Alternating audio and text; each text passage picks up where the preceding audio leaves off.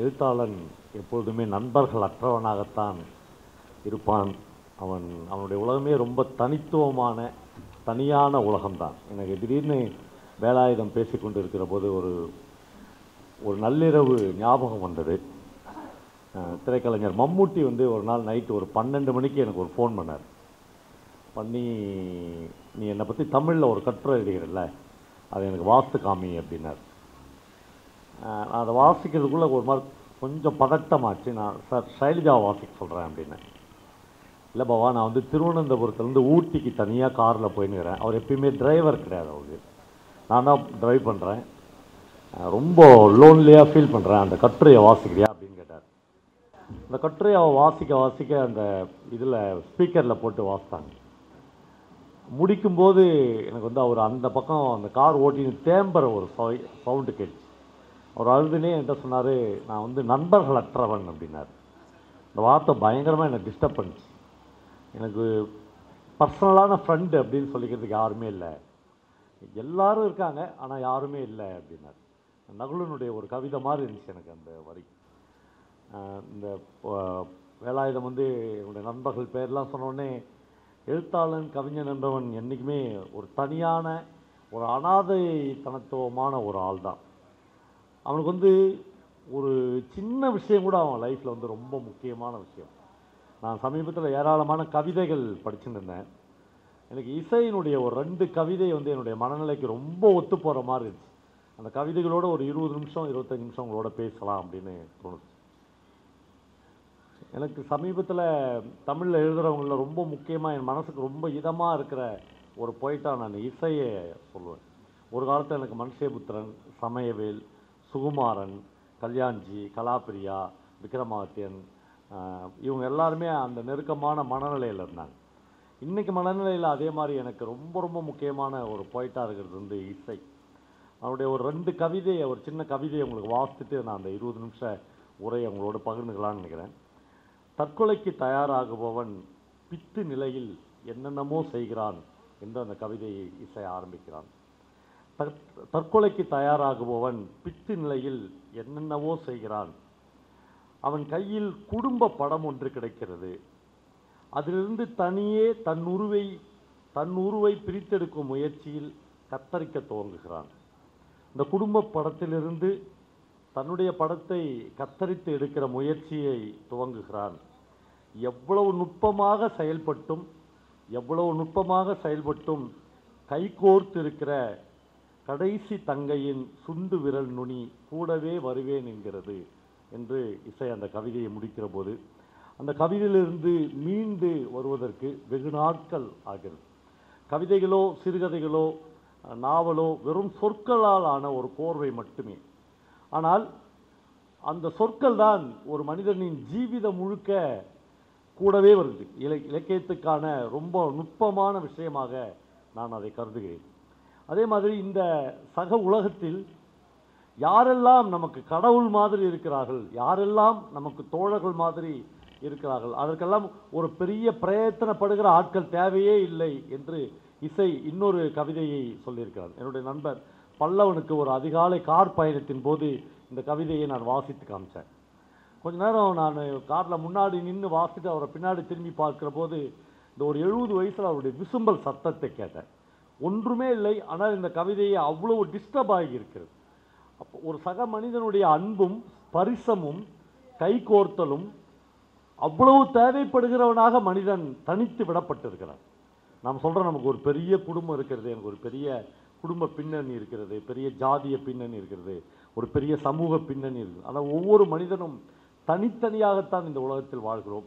ஒரே ஒரு டீ வாங்கி கொடுக்கிற ஒரு நண்பன், சாப்பிட்டியா சார் என்று கேட்கிற ஒரு மனிதன் இந்த உலகத்தில் கடவுளை விட முக்கியமானவனாய் நமக்கு தெரிகிறான். அவ்வளவு தனித்து விடப்பட்ட ஒரு மனநிலையில்தான் மனிதர்கள் வாழ்ந்து கொண்டிருக்கிறோம். இசை தன்னுடைய இன்னொரு கவிதையை இப்படி ஆரம்பிக்கிறான். அந்த கவிதையின் தலைப்பு தோழர்.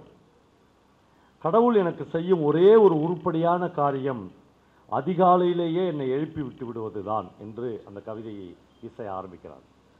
கடவுள் எனக்கு செய்யும் ஒரே உருப்படியான காரியம் அதிகாலையிலேயே என்னை எழுப்பி விட்டு விடுவதுதான். இளம் இருளில் கொஞ்சம் திரியும் மனிதர்கள் ஒருவரோடு ஒருவர் பரிவோடு இருக்கிறார்கள். என்று அந்த அதிகாலை சூழலை இசை விவரிக்கிறார். வெயில் ஏறுகிற போது, மனித நெருக்கம் அதிகமாகிற போது, வாகனங்களின் இரைச்சல் கூடுகிற போதெல்லாம் மனிதர்கள் தங்களுடைய இயல்பான நிலைக்கு திரும்பி விடுகிறார்கள். ஆனால் அதிகாலை இருள் பிரியும் முன்னே பார்க்கிற மனிதர்கள் ஒருவரோடு ஒருவர் பரிவோடு இருக்கிறார்கள் என்று அந்த அதிகாலையினுடைய அற்புதத்தை இசை இந்த கவிதையின் வரிகளில் இட்டு நிரப்புகிறார்.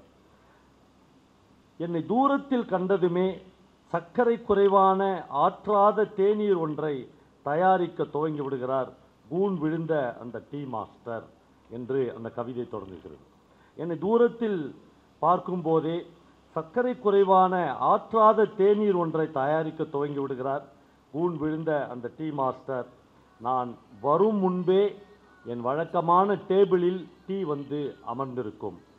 அதை ஒரு பூச்செண்டு என்று நான் உணர்ந்து கொண்ட நாளில், அந்த டீ கோப்பையை ஒரு பூச்செண்டு என்று நான் உணர்ந்து கொண்ட நாளில், அவருக்கே கேட்காதபடி என் கண்ணீரை மறைத்து கொண்டு அவரை தோழர் என்று அழைத்தேன் என்று இசை அந்த கவிதையை முடித்துக் கொள்கிறார்.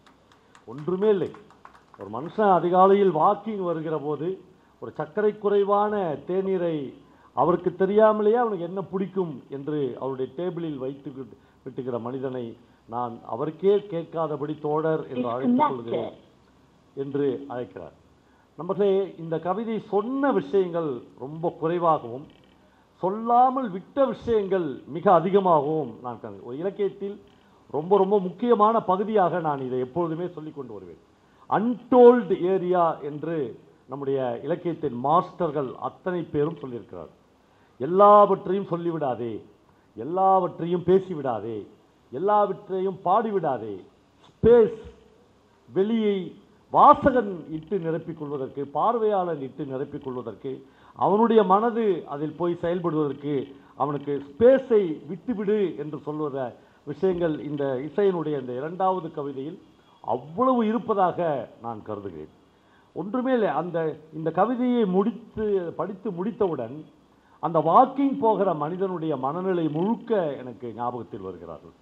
அந்த வாக்கிங் போகிற மனிதனின் உருவ சித்திரம், அவன் எவ்வளவு அனாதைத்தனமாக காலையில் எழுந்து போய் ஒரு டீ கொடுக்கிற ஒரு கூன் விழுந்த மாஸ்டரை தோழர் என்று அழைக்கக்கூடாத அளவுக்கு அவனுக்கு வாஞ்சையும் பிரியமும் பொங்கி பிரவாகிக்கும் என்றால் அதற்கு பின்னால் இருக்கிற அவனுடைய தனித்துவமும் அவனுடைய தனிமையும் அவனுடைய யாருமற்ற ஒரு தன்மையும் இந்த கவிதையில் சொல்லாமல் விட்ட பகுதி. அதை சொல்லுகிற கவிஞன் இந்த நூற்றாண்டின் மிகப்பெரிய கவிஞர்களில் ஒருவராக என்றென்றைக்கும் நினைவு கூறப்படுவார். இந்த வரிசையில் இந்த கவிதையின் நுட்பங்களை கூட்டி கூட்டி கூட்டி பார்க்கிற இந்த வரிசையில் நம்முடைய பகுதியிலிருந்து எழுதி கொண்டிருந்த, சமீபத்தில் ஒரு 10 நாளைக்கு முன்னால் தன்னுடைய மரணத்தை எழுதிய ராஜேந்திர சோழன் எனக்கு ஞாபகத்துக்கு வருகிறார். நண்பர்களே, நான் கல்லூரி படிக்கிற காலத்தில் முதலாக கிரியா பதிப்பகத்தில் நான் அவருடைய 8 கதைகள் என்கிற அந்த சின்னஞ்சிறு புத்தகத்தை கையில் வைத்து கொண்டிருந்த நாட்கள் ஞாபகத்துக்கு வருகின்றன. என்னுடைய 40 வருட தொடர்ச்சியான வாசிப்பில் பல்வேறு தருணங்களில் நான் ராஜேந்திர சோழனை மறுபடியும் படித்திருக்கிறேன்.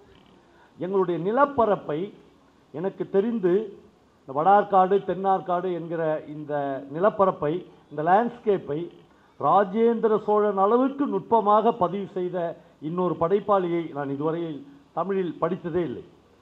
திருநெல்வேலி படித்திருக்கிறேன், தஞ்சாவூரை ஜானகிராமனை படித்திருக்கிறேன், அசோகமித்ரனை சென்னையை படித்திருக்கிறேன். அசோகமித்ரனுடைய ஒரு நாவலை படித்தா கிளீனாக அசோகமித்ரன் டி நகரில் எந்த வீட்டில் இருக்கிறார் என்று கூட நம்மளால் போய்விட முடியும். அதெல்லாம் படித்திருக்கிறேன்.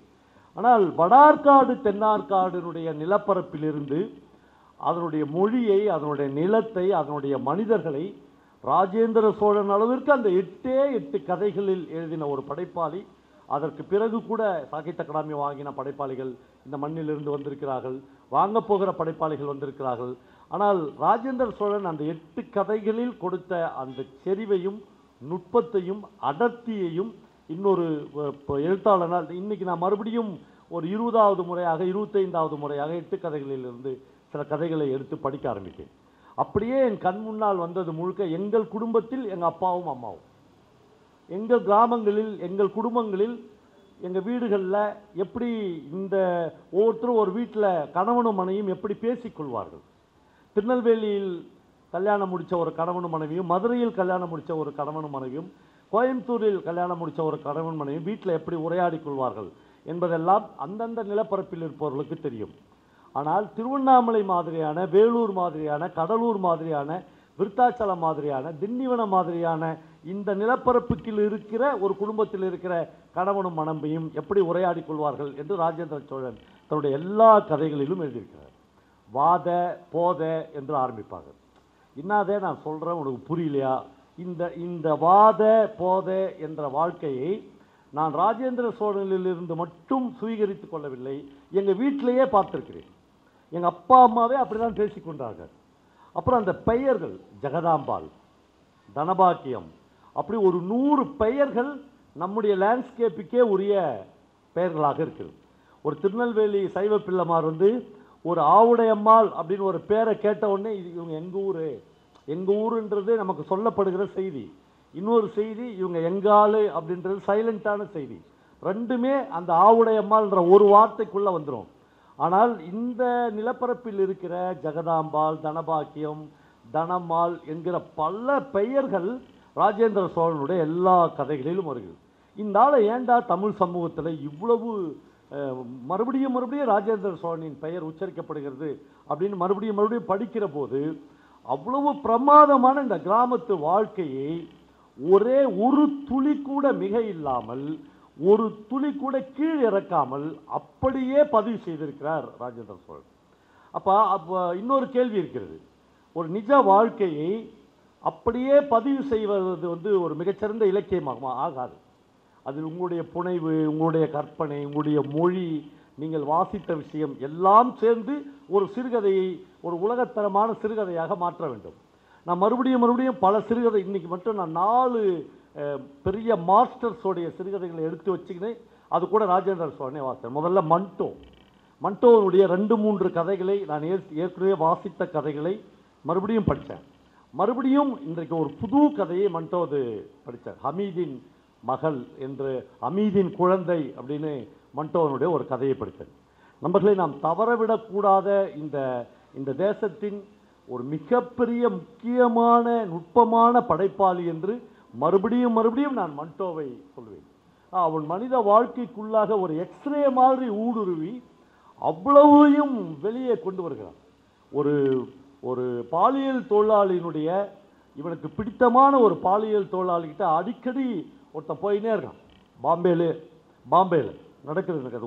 ஒரு வரியில் அந்த கதையை என்னால் சொல்ல முடியும். அவளை ரொம்ப பிடிச்சிருது. ஒரு முறை அவளோடு போவதற்கு 100 ரூபாய் கொடுக்க வேண்டும். என்னுடைய பேங்க் பேலன்ஸ் எல்லாம் குறைகிறது. ஒன்றும் இல்லை, பேங்க் பேலன்ஸ் அப்போ 2000 ரூபாய். 20 முறை அவளோடு 20 நாட்களை செலவழிக்கிறான். தொடர்ந்து அவளோடு போய்கொண்டே இருக்கிறான். அந்த உறவில் ஒரு நாள் அவருடைய முகமெல்லாம் மாறி இருக்கிறது. அவள் கை கால்கள்லாம் மினுமினுப்பு இருக்குது. என்ன அப்படின்னு கேட்குற, கன்சீவ் ஆகிறாள். ஆனால் இவனுக்கு தெரியும் அவள் ஒரு பாலியல் தொழிலாளி, இவங்கிட்ட மட்டும் வர ஆள் இல்லை. இவனுக்கு சந்தேகத்தோடு அவளை பார்த்து கேட்குறான், இந்த குழந்தைக்கு அப்பா யார்? அவள் சிரித்துக்கொண்டே சொல்கிறா, எனக்கு எப்படி தெரியும்னு சொல்கிறா. எல்லா பாலியல் தொழிலாளர்களையும் நீ தான் அந்த குழந்தைக்கு அப்பான்னு கூட சொல்லலாம். அவள் அப்படி சொல்லலை. அவள் ரொம்ப ஃப்ராங்காக இருக்கா. எனக்கு தெரியலையே என்று சொல்கிறார். பயங்கரமான போராட்டம், மன போராட்டம் அவனுக்குள்ளாக ஆரம்பிக்கிறது. இந்த ஹமீத் என்கிற ஒருவேளை இந்த குழந்தைக்கு நான் அப்பாவாக இருந்துருவனோ, ஏற்கனவே எனக்கு கல்யாணம் ஆகி ஒரிஜினலாக 2 குழந்தைகள் இருக்கிறார்கள். இப்போ இந்த பாலியல் தொழிலாளி மூலம் நான் ஒரு குழந்தையை பெற்றுக்கொண்டால் அதை எப்படி நான் எதிர்கொள்வது? நான் எப்படி சமூகத்தில் அதை எதிர்கொள்வது? என் மனைவி அதை எப்படி எதிர்கொள்வாள்? என்னுடைய 2 குழந்தைகள் அதை எப்படி? இதான் கதை.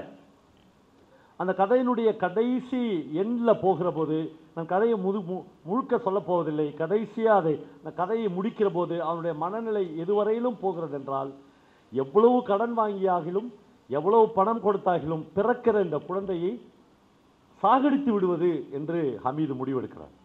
அதற்கு பாம்பேயிலேயே இருக்கிற ஒரு முக்கியமான ரவுடியிடம் பேரம் பேசப்படுகிறது. 1000 ரூபாய் உனக்கு நான் தருகிறேன், எப்படியாவது இந்த குழந்தையை கொன்றுவிட வேண்டும் என்று அவன் கட்டளையிடுகிறான்.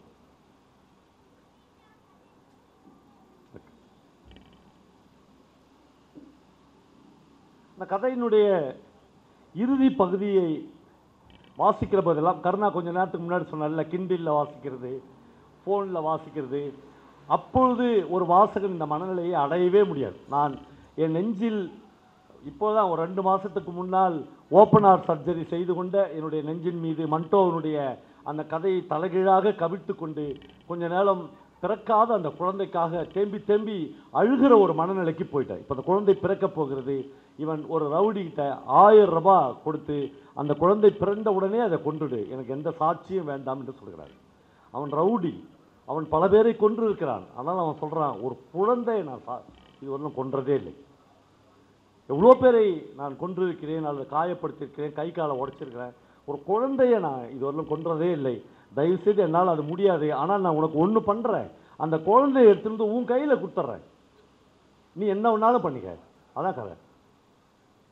அவன் நினைக்கிறான், ஒரு குழந்தைய நம்ம கையில் வாங்கின உடனே ஒன்றுமே வேணாம், ஒரு தண்டவாளத்தில் அந்த குழந்தைய படுக்க வச்சுட்டா கூட நம்முடைய கடமை முடிச்சு, அவ்வளோதான், குழந்தை போயிடும், நாம் தப்பிச்சுக்கலாம். நண்பர்களே, அவ்வளவு சுலபமானதா வாழ்க்கை?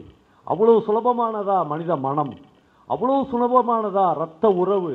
அந்த குழந்தைய கையில் வாங்கினோடனே இவன் போய் தண்டவாளத்தில் படுக்க வச்சிருவானா என்கிற கேள்வி அந்த கதையை வாசிக்கிற போது மறுபடியும் மறுபடியும் என் கூடையே வந்து கொண்டிருந்தது. அப்படியே ஒரு சாக்கு பையில் போட்டு அந்த குழந்தையை தூக்கி வந்து நடுராத்திரி 1 மணிக்கு இவன் கையில் ஒப்படைச்சிட்டு, இந்த குழந்தையை பார்க்க கூட நான் விரும்பலை, நான் போயிடுறேன், நீ என்ன வேணா பண்ணிக்க என்று அவன் அந்த இடத்தை விட்டு போய்விடுகிறான். இப்பொழுது அவன் அந்த குழந்தையை தூக்கின்னு போய் ஒரு தண்டவாளத்தில் போட வேண்டும், அல்லது ஒன்றுமே செய்யாமல் அந்த குழந்தையை அங்கேயே விட்டுட்டு போயிட்டாலே அந்த குழந்தை இறந்து போகும். பிறந்து 1 வாரம் கூட முடியாத அந்த குழந்தை அந்த சாக்கு பையில் உள்ளே உயிர் அசைவு இருப்பதாக மண்டோ எழுதுகிறார். இப்பொழுது அவன் சாகடிப்பதற்கு முன்னால் அந்த குழந்தையை ஒரே ஒரு முறை பார்த்து விட வேண்டும் என்று ஆசைப்படுகிறார். ஒரு இலக்கியவாதியினுடைய நுட்பமான இடம் இது என்று எனக்கு தோன்றுகிறது. மாஸ்டர்ஸ் என்று சொல்லக்கூடிய தமிழிலும் ஆங்கிலத்திலும் ஹிந்தியிலும் மாஸ்டர்களால் மட்டுமே தொடக்கூடிய இடம் இலக்கியத்தில் இந்த இடம்தான். அவன் அந்த குழந்தையை சாக்குப்பையிலிருந்து ஒரு சின்ன சணலை பிரித்து அவிழ்த்து கையில் எடுக்கிறான், குழந்தையை பார்க்கிறான். அந்த குழந்தையை பார்த்த அந்த கணத்தில் இந்த குழந்தையை சாகடிக்காமல் விட்டுவிட வேண்டும் என்று எழுதினால் அவன் ஒரு நார்மல் ரைட்டர், அவன் ஒரு சாதாரண எழுத்தாளர். நமக்கு தெரியும் இது இப்படிதான் நடக்க, அது இல்லை. மண்டோ மாதிரியான உலகமே இன்றைக்கு வியந்து பார்க்கிற ஒரு எழுத்தாளன் அப்படி எழுத மாட்டான். அந்த குழந்தையை பார்க்கிறான். இந்த குழந்தை மாதிரியே ஒரு உருவத்தை தன் வாழ்க்கையில் பார்த்திருக்கிறோமே என்று அந்த நிமிஷத்தில் ஹமீது நினைக்கிறான். இந்த குழந்தை பெரியவனானால் எப்படி இருக்கும், அப்படி ஒரு உருவத்தை நாம் பார்த்திருக்கிறோம். அந்த உருவம் யாருடைய உருவம் என்று அந்த கன நேரத்தில், அந்த இரவில் அவன் துழாவ ஆரம்பிக்கிறான். அவன் உடனடியாக ஒரு முடிவுக்கு வருகிறான், அந்த உருவம் நம்முடைய உருவம் இல்லை, என் உருவம் இல்லை என்கிற முடிவுக்கு வருகிறான், ஆசுவாசம் அடைகிறான். அப்போதுதான் அவனுக்கு தெரிகிறது, ஒவ்வொரு முறையும் இந்த லதாவை அழைத்து வருவதற்காக அந்த விபச்சார விடுதிக்கு போகும்போதெல்லாம் அவள் வீட்டு வாசலில் ஒருவன் உட்கார்ந்து கொண்டிருப்பான். அவங்கிட்ட தான் இவன் 100 ரூபாய் கொடுத்துட்டு அவளை கூட்டின்னு போவான். அவனுடைய முகம் மாதிரியே இந்த குழந்தையின் முகம் இருக்கிறது என்று அவன் உணர்ந்த அந்த கணத்தில் அந்த குழந்தையை அந்த சாக்குப்பையிலேயே விட்டுவிட்டு அதை சாகடிக்க வேண்டாம், இந்த குழந்தைக்கும் எனக்கும் சம்மதம் இல்லை என்று போய்விடுவதாக மண்டோ அந்த கதையை முடிக்கிறார். அந்த கதையை படித்து முடித்து அடுத்த கணத்தில் நான் டி. ஜானகிராமனை மறுபடியும் இன்றைக்கு படிக்கிறேன். ஒரு 4-5 கதைகளை ஜானகிராமனை மறுபடியும் வாசிக்கிறேன்.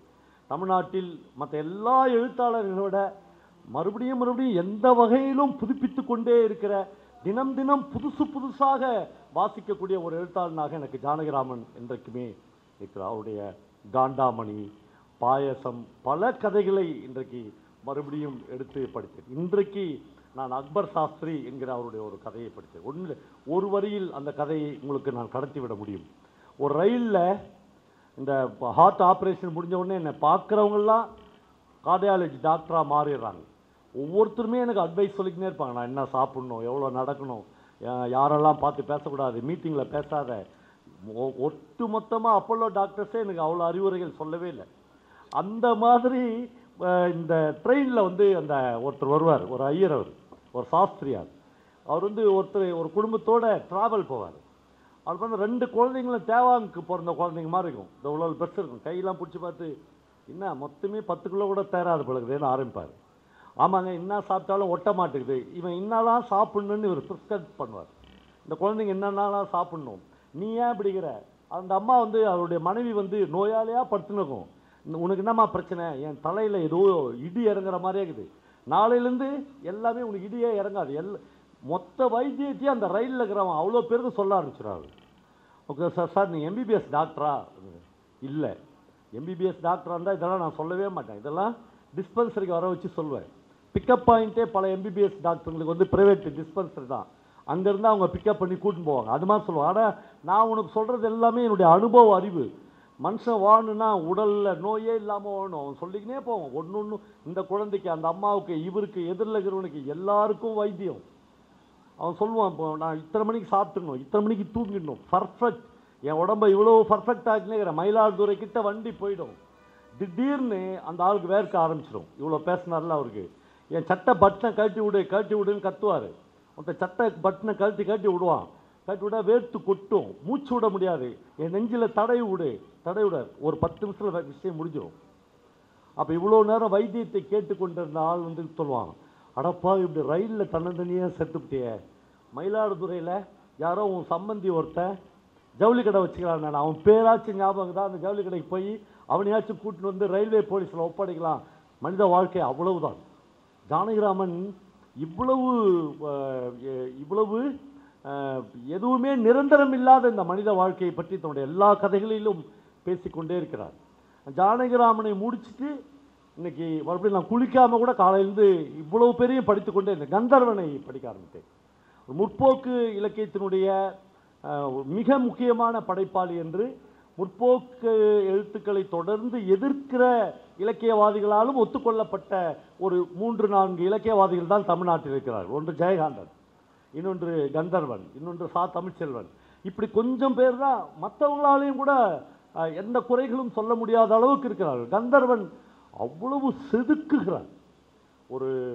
ஒரு காளிப்புள்ள என்கிற ஒரு பெண்ணை பற்றி கந்தர்வனுடைய கதையில் எழுதுகிற போது அவருடைய மொத்த வாழ்க்கையும் எழுதுகிறார். ஒரு இடத்துல கூட அந்த பெண் வந்து தனக்காக வாழவே இல்லை. கடைசியாக ஒரு 70 வயதில் தான் அவள் புகைப்படத்தை அவள் முதல் முறையாக பார்க்கிற போது, இந்த ஃபோட்டோவில் நான் இப்படியா இருக்கிறேன் என்று கேட்கிறாள். அதான் கதை, ஒரே வரிதான். அவள் ஃபோட்டோவில் அவளையே பார்த்துட்டு நான் இப்படியா இருக்கிறேன் என்று கேட்பாள். 70 வயசு வரையில் அவள் எப்படி இருக்கிறாள் என்று அவள் பார்த்ததே இல்லை. ஒவ்வொரு முறையும் அவள் அந்த குடும்பத்தில் எல்லோருக்காகவும் வாழ்ந்து கொண்டே, ஒரே ஒரு நாள் கூட அந்த காளி பிள்ளை தனக்காக வாழ்ந்ததே இல்லை. இந்த 4 படைப்பாளிகளை முன்வைத்து நான் ராஜேந்திர சோழனை படிக்க ஆரம்பித்த போது, ராஜேந்திர சோழன் இந்த 4 பேருக்கு நிகராகவோ அல்லது சில இடங்களில் இந்த 4 பேரை தாண்டியோ ஒரு இன்ச் அதிகமாக போய் நிற்கிறார். அவ்வளவு காத்திரமான படைப்பாளி ஒருவன். இந்த பக்கத்தில் இருக்கிற மயிலம் என்கிற ஊரிலிருந்து எழுதி கொண்டிருந்திருக்கிறார். என் பையன் வம்சி தான் அவரை ஒரு மணி நேரத்துக்கு டாக்குமெண்ட்ரி ஃபிலிம் எடுத்திருக்கிறார். இந்த மாவட்டத்தில் கிட்டத்தட்ட பல ஆயிரம் ஆசிரியர்கள் இருக்கிறார்கள், பல ஆயிரம் பேராசிரியர்கள் இருக்கிறார்கள். மறுபடியும் பாபா வந்து மைக்கில் பேசும்போதெல்லாம் வாத்தியாரை திட்டுறாரு, பேராசிரியர்களை திட்டுறார் என்கிற ஒரு பெயர் எனக்கு உண்டு. பரவாயில்ல, எவ்வளவு கெட்ட பெயர் இருந்தாலும் எனக்கு பிரச்சனையே இல்லை. ஆனால் எத்தனை பேர் அந்த 8 கதைகள் என்கிற வெறும் 100 ரூபாய் மதிப்புள்ள அந்த புத்தகத்தை படித்திருக்கிறோம்?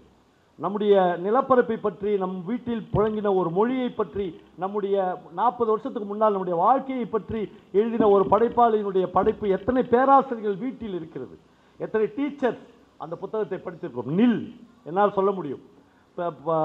இவர் சொன்னார்ல வேலாயுதம், பவான் வெற்றி அடைந்த, நான் மிக மிக தோல்வி அடைந்த மனிதன். இன்றைக்கு இது உங்கள் கலை இலக்கிய இரவு இன்றைக்கு நடக்கிறது.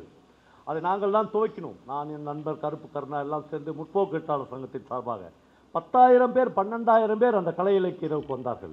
தமிழ்நாட்டின் டப்ளின் என்று எஸ் ராமகிருஷ்ணன், ஜெயமோகன் போன்ற படைப்பாளிகள் எல்லாம் திருவண்ணாமலை எழுதினார்கள். ஆனால் நண்பர்களே, இது எதுவும் பெருமிதத்திற்கான விஷயம் இல்லை. இவ்வளவு நடத்தின எங்களால் திருவண்ணாமலை மாதிரியான ஒரு மாவட்டத்தில் ஒரு 200 பேர் 300 பேரை கூட தீவிரமான இலக்கிய வாசிப்பாளர்களாக மாற்றவே முடியவில்லை. மிகப்பெரிய தோல்வியை இந்த 30-40 ஆண்டு காலத்தில் நான் எல்லாம் உணர்ந்து கொண்டேன்.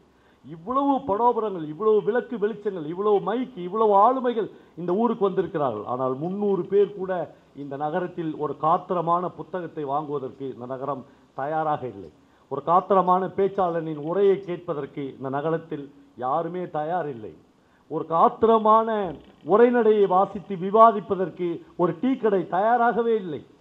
வெறும் கும்பலாக 12,000 பேர் வந்து போனார்கள் என்பதற்கும் அண்ணாமலையார் கோவிலுடைய கிரிவலத்திற்கு பல லட்சம் பேர் வந்து போனார்கள் என்பதற்கும் என்ன வித்தியாசம் இருக்கும்? ரெண்டுமே அது ஒரு ஆன்மீக சுற்றுலா மாதிரி, ஒரு இலக்கிய சுற்றுலா மாதிரி மாறிவிடுகிறது.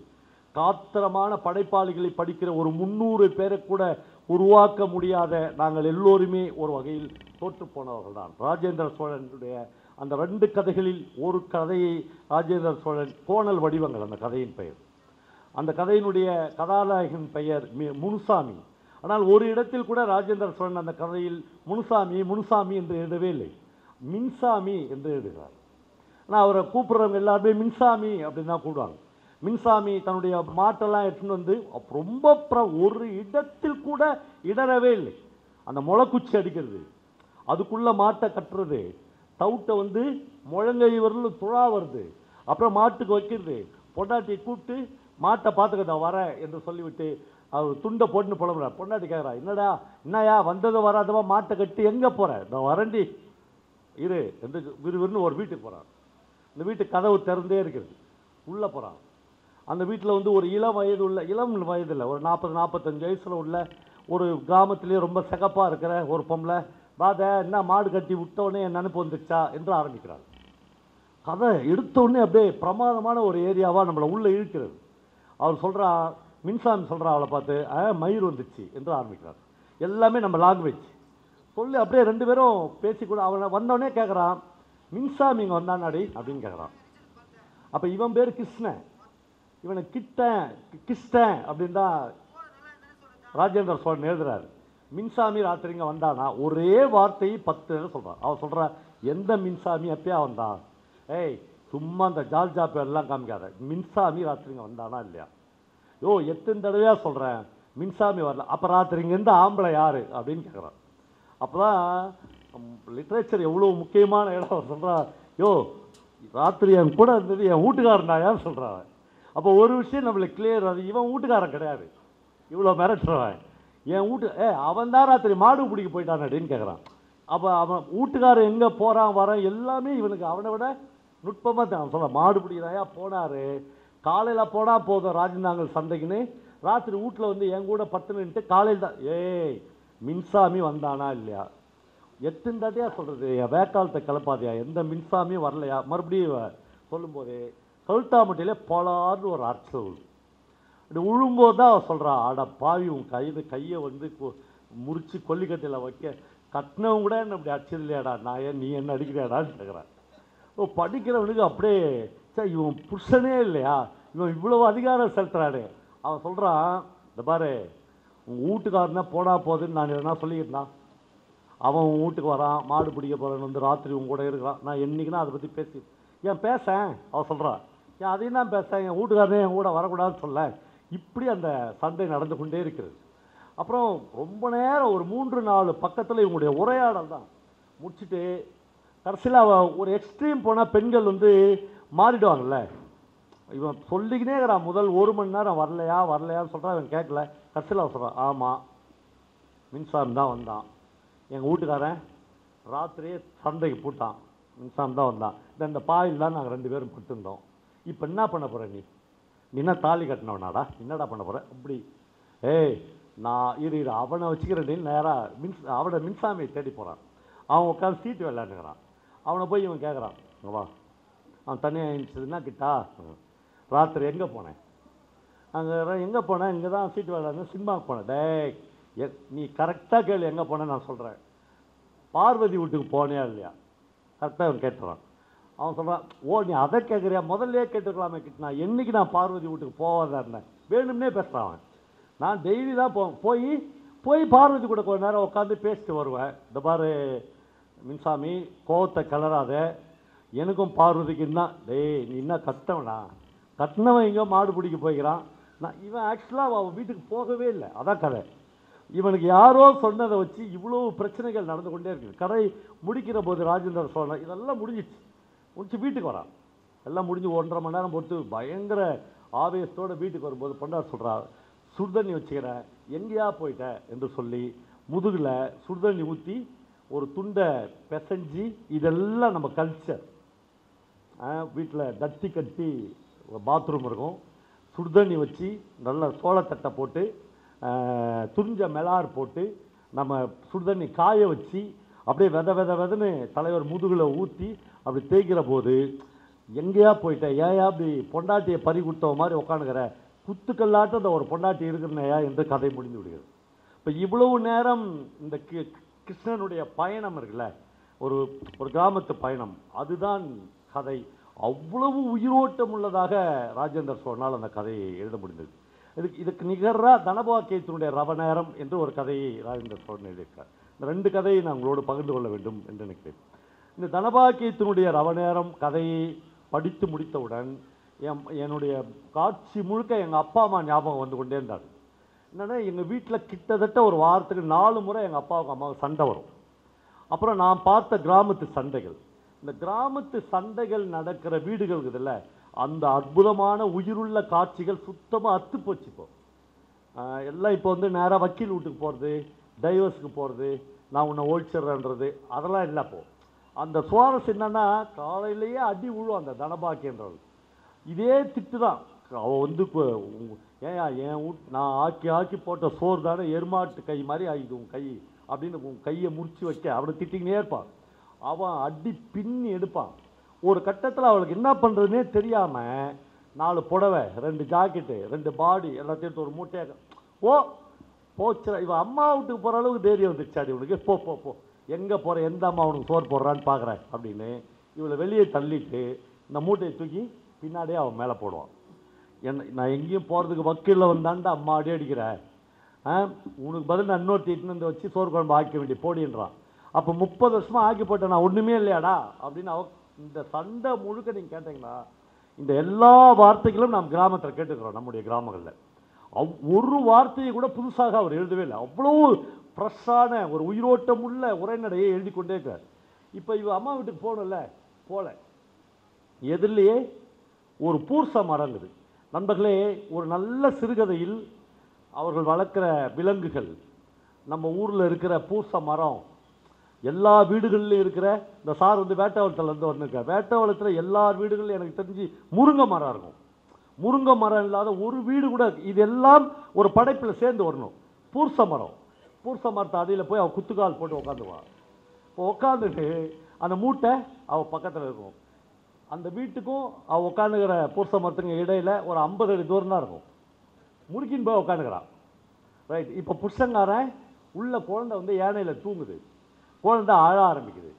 அழ ஆரம்பிக்குதுன்னா அவன் என்னென்னவோ பண்ணுறான் குழந்தைய தூக்கி. ஒரு பொம்பளை, போகிற பொம்பளை, என்ன தானே பாக்கியம் புருஷனோட சண்டை வந்துச்சான்னு கேட்குறான்.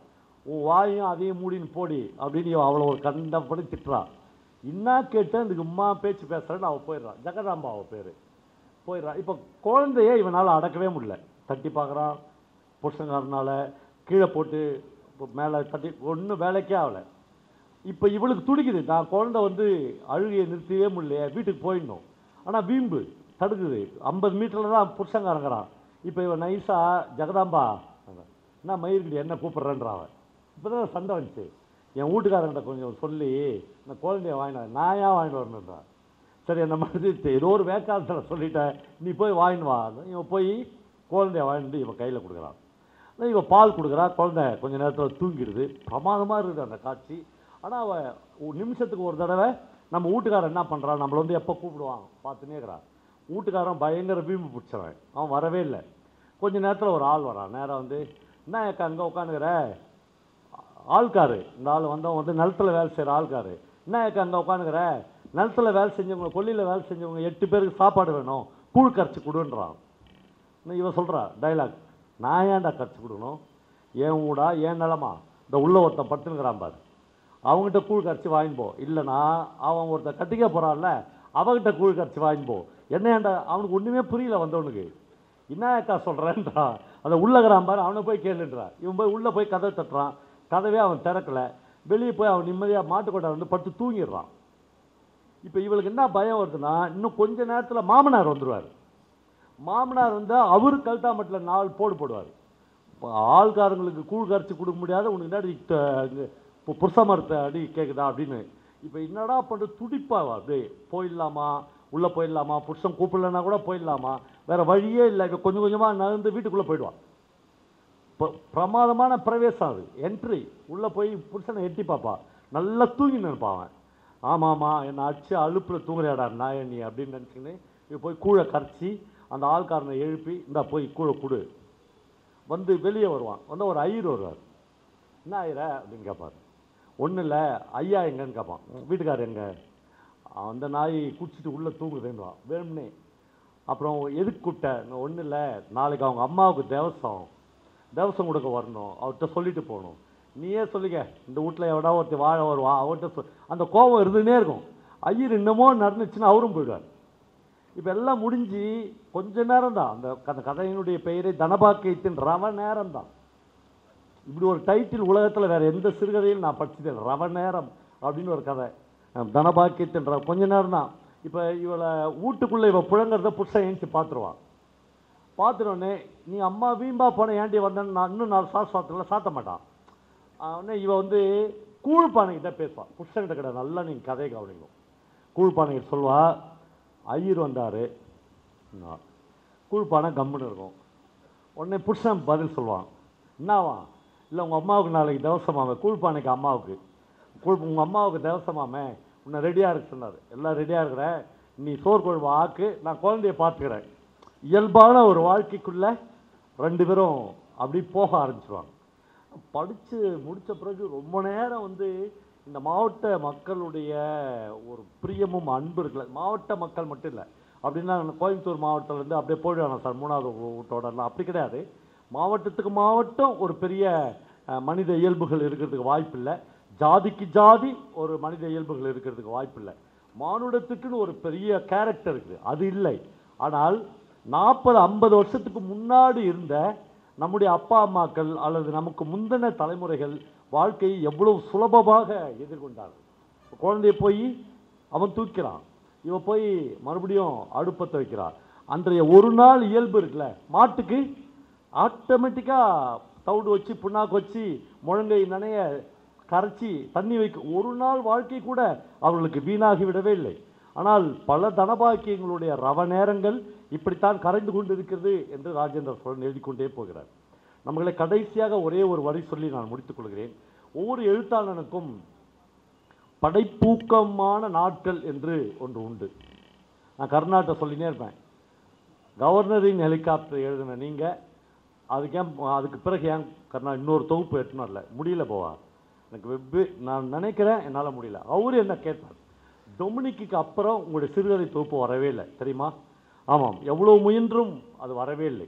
ஒரு படைப்பாளிக்கு படைப்பூக்கமான நாட்கள் என்று ஒன்று உண்டு. ஜெயகாந்தன், ராஜேந்திர சோழன், பல எழுத்தாளர்களை என்னால் ஜெயப்பிரகாசம் சொல்லிக்கொண்டே போக முடியும். இவர்கள் யாருக்குமே அவர்களுடைய வாழ்நாளில் கடைசி 20-25 வருடங்கள் படைப்பூக்கமான நாட்கள் இல்லை. சுந்தரராமசாமி, அசோகமித்திரன், பிரபஞ்சன் போன்ற எழுத்தாளர்கள் மட்டும்தான் தான் சாகிற வரையிலும் படைப்பூக்கமான நாட்களை கை கொண்டிருந்தார்கள். ராஜேந்திர சோழன்லாம் படைப்பூக்கமான நாட்களை 20-25 வருடங்களுக்கு முன்னாலேயே கைவிட்டதற்கு காரணம் அவருடைய நோய்மை. அவருக்கு ஒரு மிக மோசமான ஒரு வியாதி இந்த பெக்கின்சன்ஸ் அப்படின்னு கை காலெலாம் நடுக்கம் ஏற்படும். அந்த வியாதி வந்தவுடன் அவரால் படிக்க முடியவில்லை, எழுத முடியவில்லை. அவருடைய ஆரம்பகால படைப்புகளுக்காக மட்டுமே மறுபடியும் ராஜேந்திர சோழன் என்கிற படைப்பாளி இப்பொழுது நினைவு கூறப்பட்டு கொண்டே இருக்கிறார். ஆனால் தன்னுடைய இறுதி காலத்தில் கூட ஒரு பிரமாதமான கதையை தன்னால் எழுதிவிட முடியும் என்ற படைப்பூக்கமான மனநிலையில் இருந்த படைப்பாளிகளாக நான் மேற்சொன்ன படைப்பாளிகளோடு சேர்ந்து கந்தர்வன் மாதிரியான படைப்பாளிகளையும் நாம் சேர்த்துக்கொள்ள வேண்டியிருக்கு. கடைசி காலத்தில் கூட கந்தர்வன் இறப்பதற்கு ஒரு 2 மாதத்துக்கு முன்னாடி கூட அவ்வளவு பிரமாதமான ஒரு சிறுகதையை அவரால் எழுத முடிந்திருக்கிறது. நண்பர்களே, இந்த லௌகீக வாழ்க்கையிலிருந்து தங்களை துண்டித்து கொண்டு ஒரு படைப்பாளி என்பவன் இந்த உலகத்தின் பேருருவமாக திகழ்வதற்கு அவனுடைய படைப்பூக்கமான நாட்களில் எழுதப்பட்ட படைப்புகள் மட்டுமே சாட்சியாக நிற்கும். அதை அவன் எழுதி முடிக்கிற போதுதான் நான் பல இடங்களில் சொன்னது மாதிரி அவன் இந்த உலகத்தின் எல்லா பதவி வகிப்பவர்களை விடவும் 1 இன்ச் மேலே நிற்பான். அவர் ஒரு மந்திரியை விட, ஒரு முதலமைச்சரை விட, ஒரு பிரதமரை விட, ஒரு ஜனாதிபதியை விடவும் இன்னும் 1 இன்ச் மேலான இடம் என்றைக்கும் ஒரு படைப்பாளிக்கு உண்டு. ஏனென்றால் அவன் மட்டும்தான் ஒரு படைப்பை எழுதி அடுத்த தலைமுறைக்கு கடத்துவதற்காக ஒரு புத்தகமாக கொடுத்து விட்டு போகிறான். அந்த புத்தகம் உங்கள் அலமாரியில் இருக்கிறது. அந்த புத்தகத்தை உங்களுடைய அடுத்த தலைமுறையைச் சேர்ந்த எந்த குழந்தை வேண்டுமானாலும் எந்த இளைஞன் வேண்டுமானாலும் எடுத்து படித்து இதுதான் என்னுடைய லேண்ட்ஸ்கேப், இவர்தான் என்னுடைய மூதாதையர், எங்களுடைய காலத்தில் எங்கள் வீட்டுக்கு முன்னால் தனபாக்கியம் உட்கார்ந்த பூவரச மரம் நிழல் இருந்தது. எங்கள் வீட்டில் அந்த சண்டை நடந்த அன்றைக்கு காய்கறி இல்லாததனால் ஒரு முருங்கை மரத்தில் போய் 4 காயை தட்டின்னு வா என்று தனபாக்கியம் சொன்ன ஒவ்வொரு வீட்டிலும் முருங்கைக்காய் மரம் இருந்தது என்பதை படைப்பின் மூலமாக 100 வருஷம் பொறுத்து ஒரு குழந்தையோ ஒரு இளைஞனோ அறிந்து கொள்ள முடியும். இந்த மகத்தான செயலை எந்த முதல்வரோ எந்த ஜனாதிபதியோ எந்த பிரதமரோ யாருமே கொடுக்க முடியாது, ஒரு படைப்பாளி தான் தர முடியும். அதனால்தான் மறுபடியும் மறுபடியும் இந்த உலகத்தில் படைப்பாளி என்பவன் மிக உயர்ந்தவன். புதுமைப்பித்தன் சொல்வது மாதிரி அவன் ஒன்றும் படைப்பாளி ஒன்றும் எழுத்தாளன் ஒன்றும் கொம்பு முளைத்தவன் இல்லை என்று புதுமைப்பித்தன் சொல்வான். நம்பாலே நம்மளை இப்படி சொல்லிட்டானடா என்று எங்குகிற போதெல்லாம் படைப்பாளி ஒன்றும் கொம்பு முளைத்தவன் இல்லை, ஆனால் அவன் கொம்பு முளைத்தவன் தான் என்று புதுமைப்பித்தன் அடுத்த வரியிலேயே சொல்கிறான். அவன் ஒன்றும் இல்லை தான், ஆனால் அவன் தான் கொம்பு முளைச்சவன். ஏனால் அவன் இவ்வளவு பெரிய மகத்தான ஒரு வேலையை அடுத்த தலைமுறைக்கு கொடுத்து விட்டு போகிறான். அப்படி கொடுத்து விட்டு போன புத்தகங்களை செலக்ட் பண்ணி கண்டதையும் படித்தாலே யாரும் பண்டிதரெல்லாம் ஆக முடியாது. பண்டிதனாக ஆகலாம், நல்ல வாசகனாக ஆகவே முடியாது, நல்ல படைப்பாளியாக மாறவே முடியாது. செலக்ட் பண்ணி இந்த புத்தகங்களில் பல லட்சம் குப்பைகள் குவிந்திருக்கிற புத்தகங்களின் நடுவில் மாணிக்கங்கள் எது என்று தேர்ந்தெடுத்து படிக்கிற உரிமையை ஒரு நுட்பமான வாசகன் கண்டுபிடிக்க வேண்டும். அப்படி கண்டுபிடிக்கிற வாசகர்கள் திருவண்ணாமலையில் இவ்வளவு குறைவாக இருக்கிறார்களே என்கிற வருத்தம் 30-40 வருடங்களாக ஒரு 300 பேரையாவது வாசகர்களாக மாற்றிவிட வேண்டும் என்கிற முனைப்பில் செயல்பட்ட எங்களை மாதிரியான படைப்பாளிகளுக்கும் செயற்பாட்டாளர்களுக்கும் தொடர்ந்து இருக்கிறது. அடுத்த புத்தக கண்காட்சிக்குள்ளாவது இந்த நிலைமையை அழித்து ஒரு 300-400 பேர் ஒரு சிறந்த படைப்பாளிகள் வாசிப்பாளர்கள் இங்கு உருவாக வேண்டும் என்கிற என் சிறு வேண்டுகோளை முன்வைத்து என் உரையை முடிக்கிறேன். நன்றி.